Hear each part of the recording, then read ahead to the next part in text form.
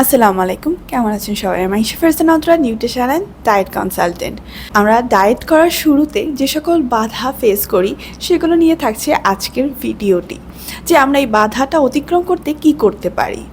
এখানে স্ক্রিনে চলে আসবে আমার কিছু পেশেন্টের অনুভূতি, ডায়েট শুরুর আগে তারা কী ভাবতো, ডায়েট শুরুর পরে কেমন অনুভব করছে। আমরা মনে করি যে আমাদের এত টাইট শিডিউল বা আমাদের এখন এই টার্গেট বা ওই টার্গেট আমরা কিভাবে করতে পারবো, কিছুদিন পরে শুরু করব। কিন্তু পরে বলে যখন আমরা ফেলে রাখি, সে কাজটা আর করা হয় না। এই জন্য আমাদের আজকেই শুরু করতে হবে।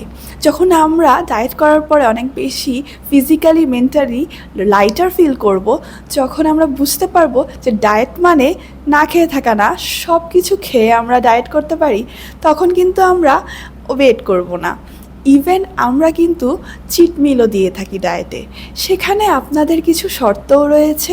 তাই জন্য আমরা চেষ্টা করব যে আমাদের হেলদি হ্যাবিটটা একবার সুনিশ্চিতকরণ করার। আর যারা আমরা 30-40 কেজি এক্সট্রা নিয়ে চলছি, আমাদের অনেক কমপ্লিকেশানস বাড়ার আগে আমরা শুরু করে দিব, কারণ বাধা আমাদের জীবনের সব ফেজেই আসবে, কিন্তু আমাদের শুরুটা তো করতেই হবে।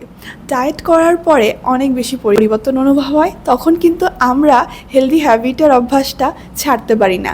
চিট করলেও তখন আমাদের খারাপই লাগে। তাই আসুন আমরা আমাদের খাদ্যাভ্যাসটা বদলাই এবং ভালো খাবার খাই। আমরা জীবনে বেশি দিন বাঁচবো না, এটা যেমন সত্যি, তবে যতদিন বাঁচবো ততদিন একটু ভালোভাবে বাঁচবো, এটাই চাই। ধন্যবাদ।